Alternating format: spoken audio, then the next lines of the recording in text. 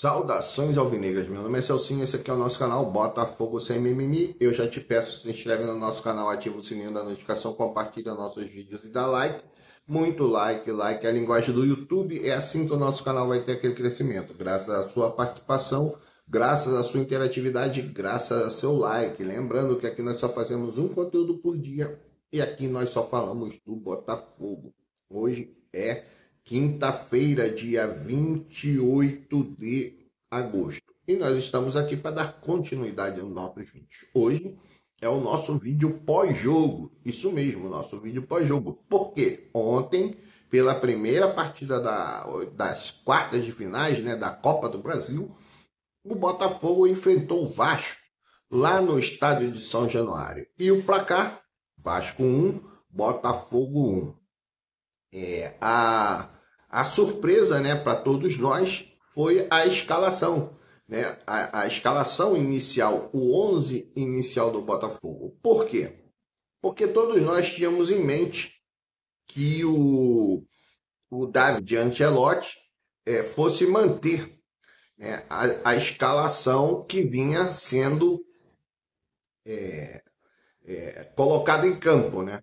Porque os jogadores que seriam as opções, alguns estavam vindo de contusão, né? Seria as novidades, e os outros ali não estavam assim tão assim cotados, né? Não estavam tão cotados. Havia realmente uma possibilidade de se entrar com dois homens de frente e o Caio, o David Ancelotti optou por esta opção, realmente, ele optou por essa opção. Então, o Botafogo foi a campo com John, Vitinho, Caio Fernando, que retornou ao time titular. Caio Fernando estava machucado, né? Retornou ao time titular porque estava machucado, mas estava de fora há muito tempo.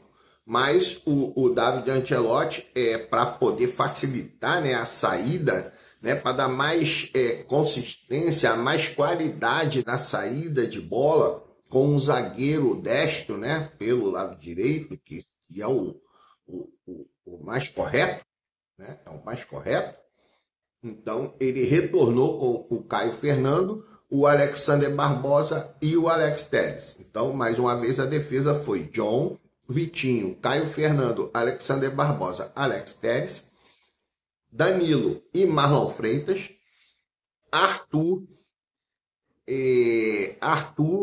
e o Montoro, entrou no 4-4-2, né? Danilo, Marlon Freitas, Arthur e Montoro, e lá na frente o Arthur Cabral e o Cris Ramos. Entramos assim. No início do jogo, os 10, 15 minutos, o Botafogo entrou sufocando o Vasco. O Vasco não entendeu muito bem qual seria a forma correta de fazer a marcação nesse sistema de jogo, né? Então o Botafogo teve duas oportunidades, todas as duas com Arthur Cabral. Na primeira ele cabeceou e o goleiro do Vasco defendeu, mas na segunda, com o cruzamento do Alex Telles pelo lado esquerdo, o Arthur Cabral conseguiu finalizar bem de cabeça e abrir o placar. E aí o Botafogo sai na frente com 1-0, mas logo em seguida o Vasco consegue encaixar a marcação. E numa bola parada também, né? A defesa consegue rebater, a defesa do Botafogo consegue rebater, a bola sobra ali dentro da área, dentro da grande área, sobra para o Nuno Pereira, né? Acho que é Nuno Moreira, acho que é Nuno Moreira o nome dele. E ele cruza na área e o Jair consegue escorar a bola ali já no segundo pau, bem pertinho já da linha de fundo, e consegue fazer o gol. E aí o Vasco começa a dominar o Botafogo.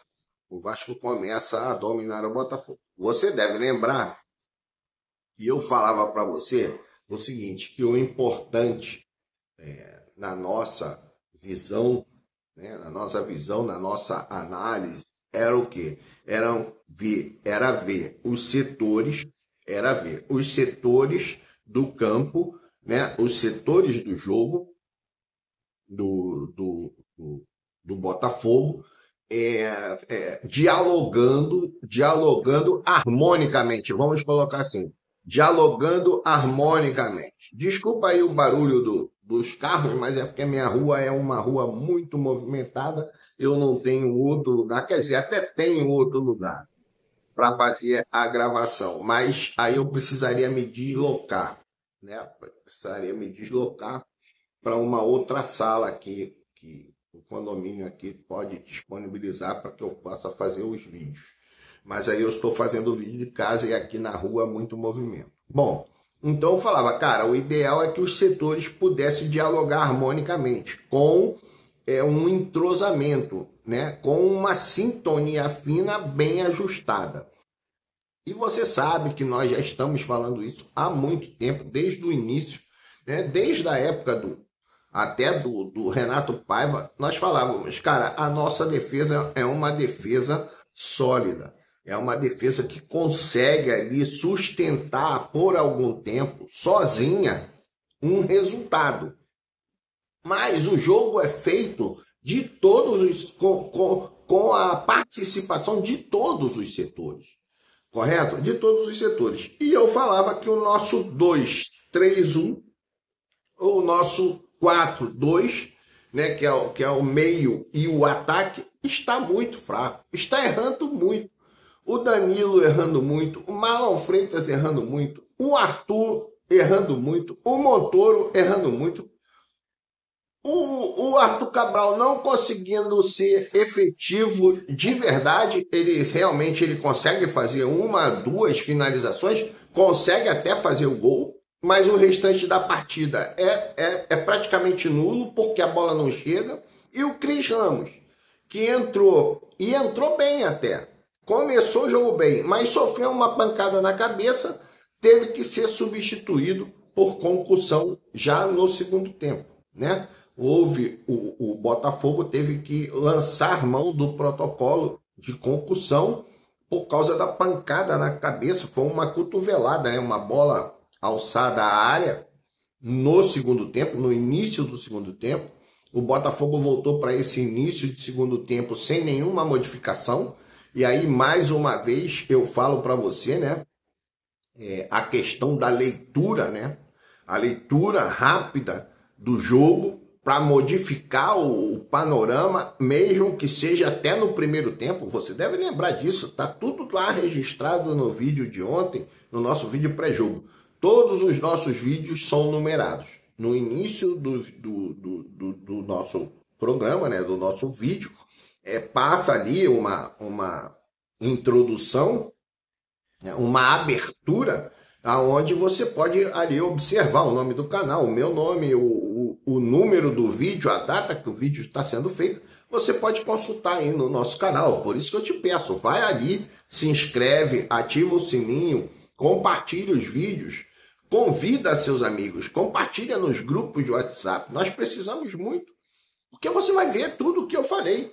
E eu falava, cara, o técnico, que no caso até lembrava do Arthur Jorge, do Luiz Castro, eles tinham uma leitura do jogo muito rápida. Então eles conseguiam modificar a partida muito rapidamente, até mesmo no primeiro tempo, quando isso era necessário.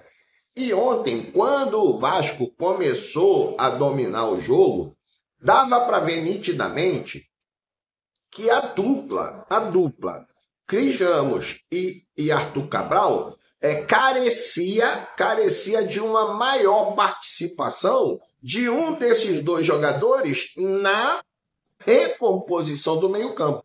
E eu falava pro meu filho, pô, cara, ele entrou com essa escalação, mas eu acredito que o Botafogo, num breve momento, assim que o Diniz começar a enxergar o jogo, ele vai começar a ganhar superioridade no meio-campo. o Botafogo vai ficar com uma deficiência no meio-campo. E o Diniz fez realmente isso. O Diniz conseguiu botar ali o garoto Barros, né, segurando o meio-campo, ali dando proteção. Um jogador muito parecido assim na forma de jogar com o Gregory. O cara que ia mordendo tanto na parte defensiva ali, como até mesmo na construção da jogada do Botafogo, no início da construção da jogada do Botafogo. Ele, por várias vezes, foi tomar bola, disputar a bola com o Marlon Freitas e com o Danilo. Então, o Diniz começou a ter superioridade numérica, porque o Ryan recuava, não sei se vocês se lembram, eu vejo todos os jogos. Então, no jogo do Vasco, que o Vasco perdeu, acho que para o Corinthians agora, houve até uma discussão do Diniz com o Ryan sobre a parte de recomposição. Então, o Ryan, ele recompôs, formou um bloco no meio campo, aí sim o Vasco jogou no 4-1-4-1, praticamente, né? O jogo 4-1-4-1. O meio campo do Vasco ficou com a parte da frente com Jair, com Ryan, Jair, Coutinho e Nuno Moreira. Aí lá na frente o Verratti. Enquanto que o nosso jogo ficou com o nosso meio campo, ficou com o Montoro, que, cara, na minha opinião, ele marcou bem. Ele estava marcando bem. Ficou com o Montoro, ficou com o Arthur, que não marcou nada, que não fez nada, e com o Danilo e o Marlon Freitas. Só que esses 4 jogadores ficaram prejudicados porque o Vasco ficou com 5.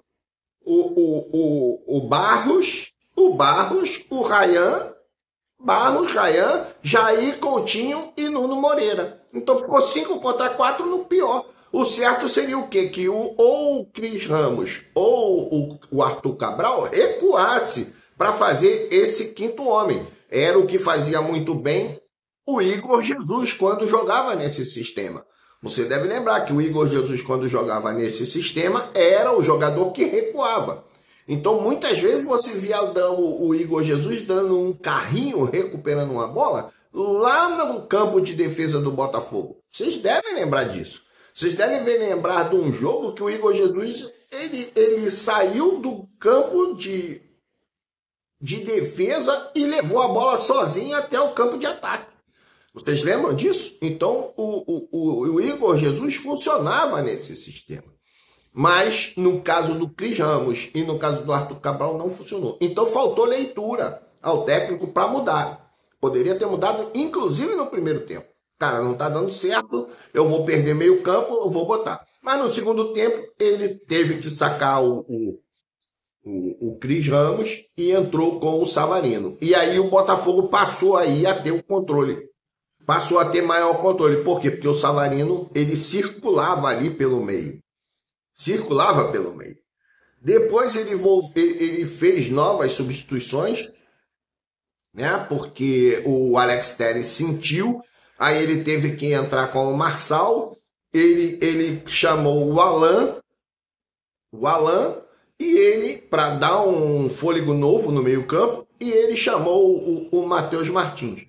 E aí nós voltamos a ter ser um time inofensivo. Voltamos a ser um time inofensivo. Porque circulamos a bola e não conseguimos ser efetivos no campo do adversário. Não conseguimos ser efetivos no campo do adversário. Na minha opinião, faltou leitura ao técnico para poder fazer as modificações adequadas. Né? Ele falou sobre as ideias dele na entrevista, queria velocidade, queria atacar pelos flancos com os laterais. Cara, mas tendo o Jefinho, eu acredito que o Jefinho fosse uma excelente opção. Uma excelente opção. Porque o Vasco conseguiu ali neutralizar as jogadas do Botafogo. Mas o que acontece? O resultado de 1-1, e eu volto a falar do vídeo de ontem, eu falava, cara, o Botafogo só não pode, o ideal é não perder. Não perder. O empate não é de todo ruim. A vitória seria ótima, né? Mas evitar a derrota. E nem a derrota seria um absurdo. Mas o Botafogo saiu com empate.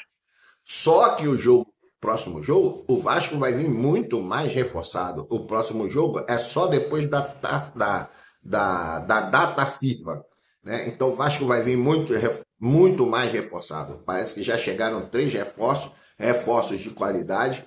E o jogo, apesar de ser no estádio Newton Santos, vai ser muito difícil para o Botafogo. Mas a vantagem é plena do Botafogo, tá? Porque o nosso time também vai vir com reforços internos, né? Já temos o zagueiro André Bahia, o Cuiabano praticamente já vai estar recuperado, o Jordan Barreira recuperado, e aí o time mais entrosado com um pouco mais de treinamento, né? É um pouco mais de tempo para treinar. Eu espero de todo o coração, desde a época do Arthur Jorge, eu falo isso. Até não foi nem na época do Arthur Jorge, foi antes do Arthur Jorge. Antes do Arthur Jorge teve uma folga. O Botafogo lá deu, acho que era o Thiago Nunes, deu 5 dias de folga para o jogador. Cara, 5 dias de folga para um time que está jogando, não pode. Não pode, cara. 5 dias de folga não. Meu irmão, você vai folgar no domingo, beleza. Na segunda-feira tu vai estar aqui, cara. Você não está jogando para folgar. Ah, você não vai forçar, claro, você não precisa forçar. Mas tem aquele treino, que é o treino indoor, né? Vamos falar assim que é um treino indoor. O treino de palestra, os vídeos que você pode passar, as análises que você pode fazer dentro de um auditório. Os jogadores ali vai fazer uma recuperação, vai fazer uma recuperação muscular, né? Então bota o cara, meu irmão. Hoje vocês vão ver vídeo e vão fazer essa recuperação aqui no clube. Não, folga não, cara. O time não tá jogando para ter 5 dias de folga, para ter 3 dias de folga. É 1 dia de folga e trabalho. É isso que eu já falo isso desde daqueles primeiros momentos que tinham essa data FIFA, que teve essa data FIFA e o Botafogo deu esse espaço de tempo para o time folgar. Não, cara. O time que está jogando do jeito que está, não pode ter folga. Não pode ter folga. Então, eu espero que seja feito dessa forma. Mas vamos jogar domingo contra o Bragantino, né? Quero lembrar você o seguinte, que o Botafogo no primeiro turno empatou com o Palmeiras, ganhou do Juventude, o que nós fizemos, e perdemos para o Bragantino. Então nós podemos começar com um upgradezinho de pontos, né? Porque perdemos para o Palmeiras, tudo bem, e aí vem o detalhe, né? É melhor perder do que empatar às vezes. Porque se você perde uma e ganha 2, você faz 6 pontos. Se você não perde, você acaba fazendo 4 pontos se você empata, né? Você faz 4, empatou 1, ganhou 1 e perdeu o terceiro, fez só 4 pontos, né? Fez só 4 pontos. Então, nós podemos chegar com 6 pontos já no segundo turno. Então, para nós, o importante é a vitória nesse jogo aí contra o Bragantino. E aí ele pode começar a dar ritmo a esses jogadores que chegaram. Bom, então esse é o nosso vídeo pós-jogo. Botafogo, Vasco 1, Botafogo 1. Vai lá nos comentários, fala o que você achou, diz qual jogador que você achou que jogou bem, quais os que jogaram mal. Dá a sua nota lá pro técnico, cara, diz que eu falei besteira, ou concorda comigo, não tem problema. O importante é você participar. Compartilhe os nossos vídeos, chama seus amigos, porque nós precisamos fazer o canal crescer e nós precisamos de ter ideias, né? Você pode sugerir um assunto que a gente possa tratar, né? Então, vamos lá, ok? Então é isso aí. Celcinho, Botafogo sem mimimi, um grande abraço e saudações alvinegras.